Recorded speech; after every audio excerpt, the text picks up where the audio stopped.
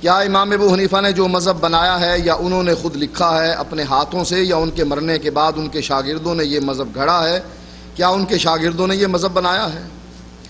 صحیح بات یہ ہے کہ امام صاحب اس سے بری ہیں، امام صاحب کی کوئی اپنی تصنیف نہیں ہے، یہ یار لوگوں نے بنایا ہے۔ پہلے مسئلہ امام صاحب کے زمانے میں کچھ اور تھا، بعد میں کچھ اور بن گیا۔ مثلا امام کی شرائط ذکر کرتے ہوئے بعض کتابوں میں صرف یہیں تک ہے فقہ حنفی کی کہ جو عالم دین ہو، قرآن زیادہ پڑھا ہوا ہو، ہجرت میں وہ پہلے ہو، عمر میں بڑا ہو، یہ چند چیزیں کچھ کتابوں میں موجود ہیں۔ کچھ یار لوگ بعد میں آئے، انہوں نے اس میں اتنا اضافہ کر دیا کہ ہاں اس کے بعد جو ہے وہ خود بھی خوبصورت ہو، کپڑے بھی اس نے خوبصورت پہنے ہوئے ہوں، اعلیٰ نسل کا ہو، سید خاندان کا ہو۔ کچھ نے یہ اضافہ کر دیا، اور پھر کچھ نے یہ اضافہ کر دیا کہ خود بھی خوبصورت ہو اور اس کی بیوی بھی خوبصورت ہو۔ کہا سر اس کا بڑا ہو، عضو اس کا چھوٹا ہو۔ اب بتلائیے امام صاحب رحمۃ اللہ علیہ نے یہ بات کہاں لکھی؟ کہیں بھی نہیں۔ جیسے وہ شیعہ کہتے ہیں آواز آندھی ہے، یعنی کوئی قصہ گھڑا ہوا بیان کرنا ہو کہتے ہیں آواز آندھی ہے، اسی طرح یہ لوگ کہتے ہیں قال ابو حنیفہ ہکذا، قال ابو حنیفہ۔ کہاں فرمایا؟ کوئی سند، کوئی ثبوت، کوئی شاگرد، کوئی سلسلہ اسناد ہے؟ کہا نہیں، بس امام صاحب نے فرمایا۔ سب کچھ تھوپ دیا جاتا ہے۔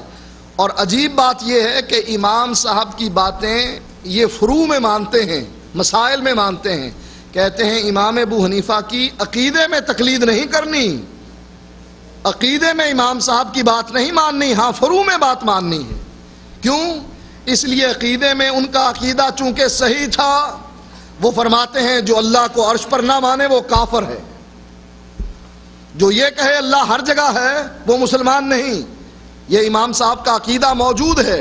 شرح عقیدہ طحاویہ میں باسند شاگرد پوچھتا ہے کہ جو آدمی یہ کہے کہ اللہ عرش پر نہیں، کہا وہ مسلمان نہیں۔ کہا کہ چلو یہ تو مانے کہ اللہ عرش پر ہے، لیکن یہ کہے مجھے پتہ نہیں عرش زمین پر ہے یا آسمانوں میں، فرمایا پھر بھی وہ کافر ہے۔ عقیدے میں بات نہیں ماننی امام صاحب کی، ہاں ان مسائل میں امام صاحب کی بات کو سامنے رکھنا ہے۔ امام صاحب کا اپنا یہ اپنے اقوال نہیں ہیں، یہ یار لوگوں نے گھڑ رکھے ہیں۔ آج کے درس سے کیا مانا جائے کہ حدیثوں سے انکار یا تبدیلی اماموں نے کی یا بعد کے لوگوں نے اپنی مرضی سے تبدیلیاں کر کے انہیں اماموں کے نام دے دیا؟ اصل حقیقت کیا ہے؟ اصل حقیقت یہ ہے کہ بعد کے لوگوں نے حدیث رسول کو اپنے مسلک کے خلاف سمجھتے ہوئے حدیث کا انکار کر دیا، ورنہ امام ابو حنیفہ کا یہ قول موجود ہے اذا صح الحدیث فہو مذہبی، جب صحیح حدیث آ جائے وہی میرا مذہب ہے۔